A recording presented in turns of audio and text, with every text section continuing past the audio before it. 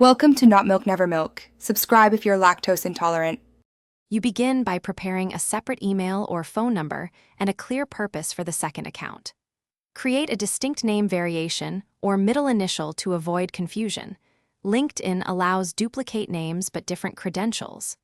Once done, sign out of your main account or use a private browser window, then start the LinkedIn sign-up flow with the new email and follow prompts. Make sure to choose different headline and industry so the two accounts serve distinct roles and don't appear duplicated. Now you populate the second profile with content tailored to its purpose. You should write a unique summary and select experiences that emphasize the intended audience. Avoid copying everything from your primary account. Diversity reduces flagging risk.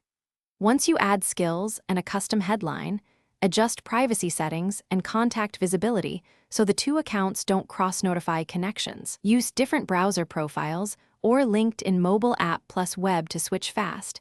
And consider a password manager. Finish by verifying the new account immediately and completing at least 10 profile sections so it looks legitimate. You should connect selectively, target different networks than your primary account to prevent confusion. Once satisfied, set up two-factor authentication on each account for security. If LinkedIn flags or restricts the second account, respond to the notification quickly, provide requested identity proof, and explain distinct professional purposes. This usually resolves issues when you show clear, non-duplicative intent.